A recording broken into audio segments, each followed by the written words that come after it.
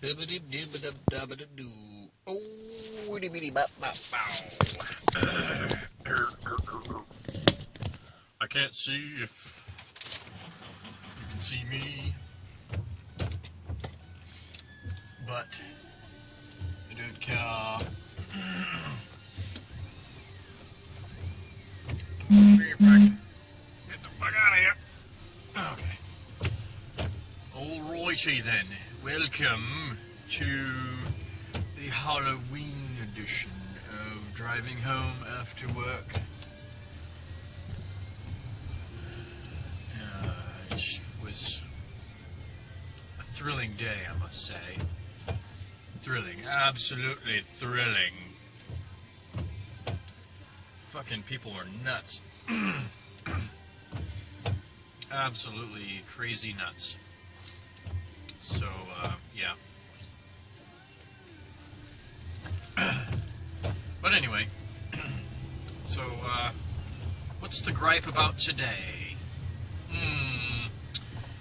I was thinking planes, trains, and automobiles came to mind. And there's a person walking in the middle of the road. I don't know why. Strange day. Really strange day. Okay, well, maybe planes and automobiles, not so much trains. Because really, who knows anything about trains? I don't know. So the automobile industry, of course, has failed miserably over the years. I mean, if you've seen any of Michael Moore's bullshit videos, then you know Mr. Michigan not looking so good there. It's just bad news there. So I mean, you gotta take a look at the automobile industry tied in with our buddies Big Oil, and what they go hand in hand together. I know GM got into some big pile of trouble there this past couple of years. And weren't they part of the big government bailout? I believe they were. So now they have a big government loan to pay off, don't they? Well, are they going to be a substantial... Okay. The thought just came to mind when... and you've all seen the electric car bullshit episode with the Al Gore's theme. Maybe. I don't know. But the launch of the electric car, and the lobbyists and the oil company just bought it up and spit it out and said, sorry, we're trashing the whole thing, right? So here's this. We have GM bailed out by the government. Can they be a viable company? I mean, it employs, I don't know how many thousands of people, which would be a huge loss in everything. So if they go under, that means what an impact that would have on the U.S. economy, right? So not only the government bails them out, they bail the banks out along with it. But really, who's at fault here? You take a look at Big Oil. You take a look at the car manufacturers. And they all go hand in hand together, right?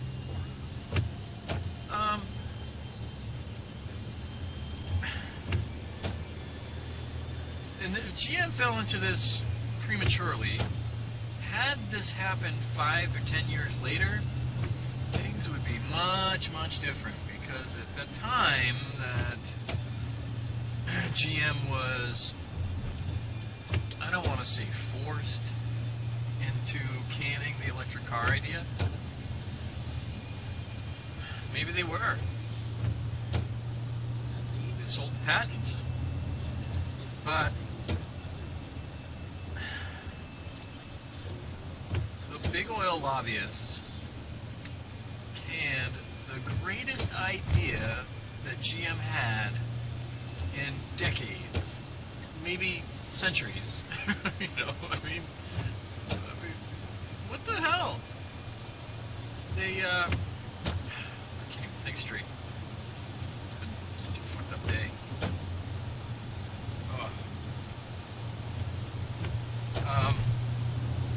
So where am I going with this? I don't know. The ties are with oil, alright? If people don't buy cars, people don't use oil. If people don't use oil, the oil industry dies, or suffers a minor impact. Okay? I mean, really, inevitably, oil is going to disappear. So these freaking oil lobbyists, they better start jumping on the bandwagon for electric, right? It only makes sense.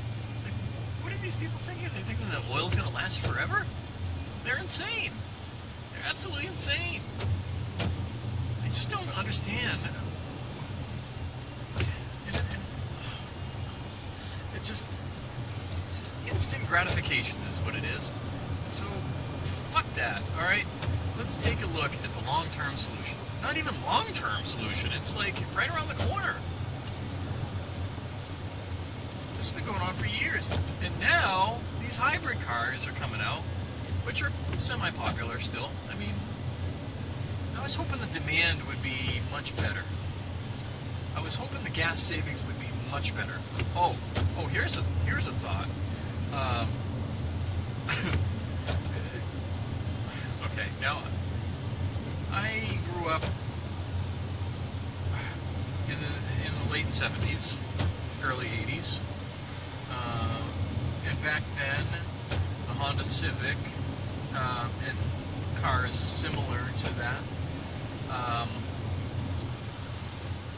were getting, I'd say, 35 to 45 miles per gallon. And that was 20, 75, let's say 1980. Oh my God, 30 plus years ago. This was 30 plus years ago that cars were getting 35 to 45 miles per gallon. 30 years later, we're advertising that 30 miles per gallon is a great fucking deal. Like, fucking duh. No, it's not. Get off the fucking hype. The advertising is bullshit. You know goddamn well we can do better than that, because we can. You know why we don't? It's because the stupid fucks that are running the fucking oil industry and politicians and bullshit is all just so fucked up, we can't get out of it. So what we need here is a major change. We really just need to stop. Just end oil. Let's just make oil illegal, okay? Let's just make it so that, oh shit, we're gonna have to not use plastics for everything and not discard it and not throw it away and not recycle and we're gonna have to change our attitude towards oil, petroleum products, which is everything. We can't package our food without plastic. Oh no, what are we to do?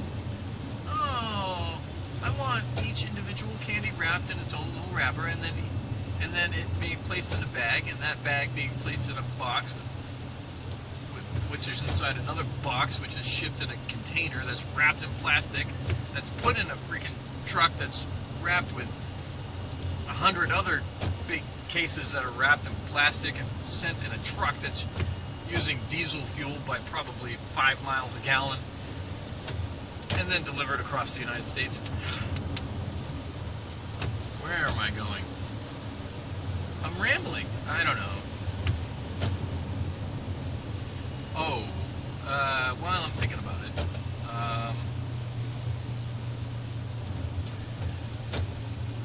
U.S. government, military, let's say military. So the military, and as with any company, has a quota. It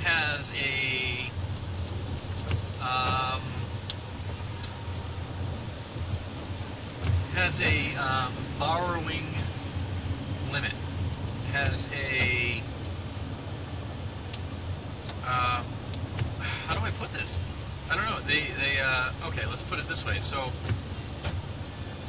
they have a year obligation to use so many, I don't want to say gallons, maybe barrels, or so many, whatever, units. Let's say units, because I don't know what the unit is. So they have a obligation. I don't want to use obligation either, but they have a designated amount of fuel to use in case of anything that happens.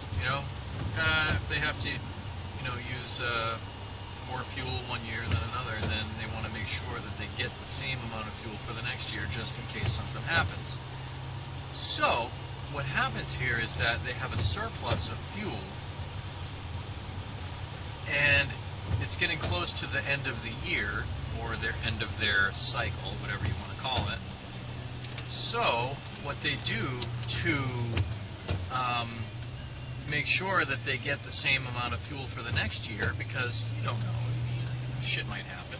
You don't know if you're going to need the fuel or not, but they want to make sure that they get the fuel for the next cycle. So what do?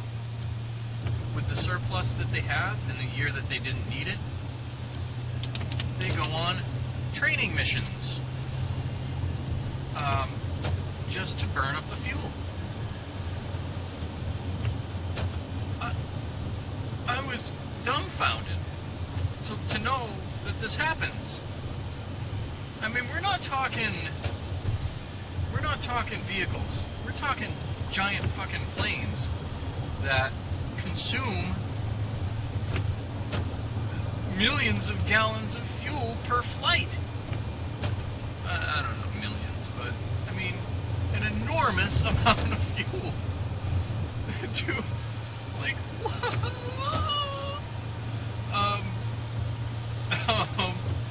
like, what in the fuck? Are you serious? You're absolutely serious. You just burn fuel because you want to be sure that you get the same amount of fuel next year. Well, that's fucking counterproductive, don't you think? This shit happens everywhere. It fucking happens everywhere. It's tankers. Cargo ships.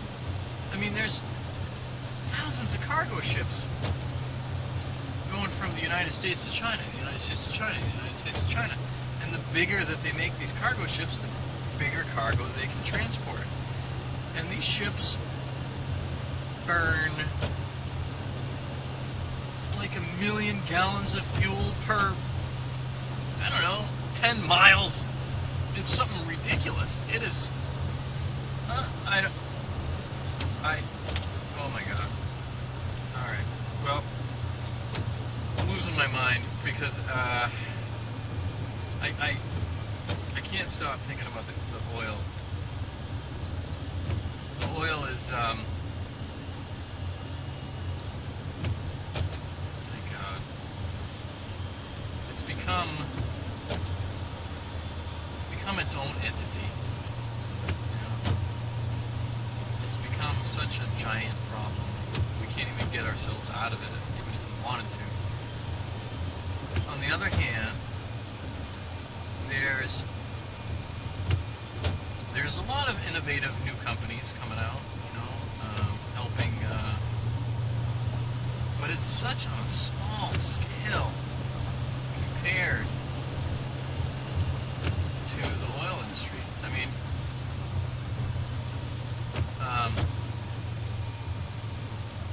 like the new energy-saving products. I mean, we're doing. I mean, oh my God, don't get me started on recycling and all the bullshit that goes along with it. But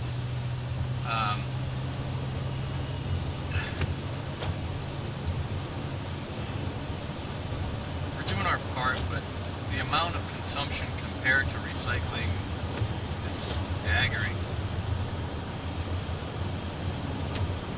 And another thing that really boggles my brain is the rate of the human population. I mean, we take a look at all the wrongs in the world, and what can you say about the population? You know, we talk about 10% unemployment rates. We talk about debt. We talk about oil consumption, and as long as we're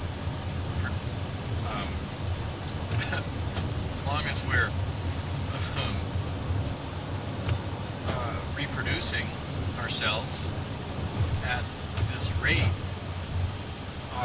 and I don't think this was even considered when they started calculating oil consumption back in the 70s and 80s.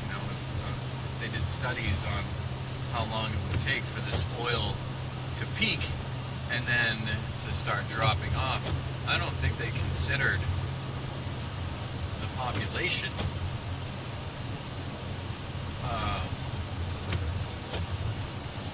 would quadruple in 30 years, I mean, we're at 7 billion people right now. 7 billion. And,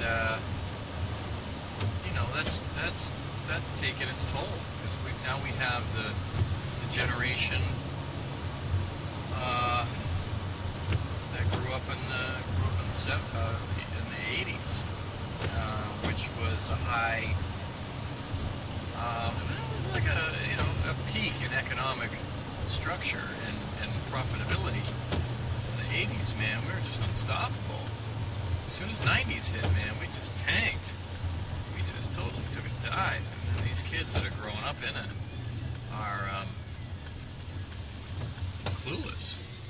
Absolutely clueless as to what's going on there.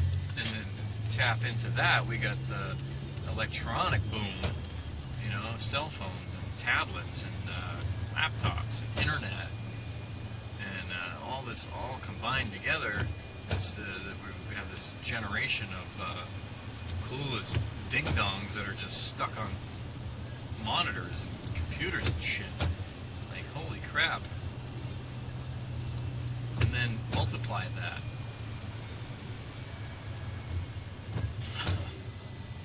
We're up Schitt's Creek, folks. We are up Schitt's Creek. What can we do about this? I mean, I, for one, am all for population. I don't want to say control, but Jesus, man, we gotta stop. We gotta stop having fucking octuplets and fucking bullshit like that. Everybody having 12 kids, that's just. We gotta stop that. Those 12 kids are gonna have 12 kids, and then, bam! It's just. Carl Sagan, wrote about that, billions and billions, Look it up, folks. But my day is done. And we will talk about this another day. Let's break.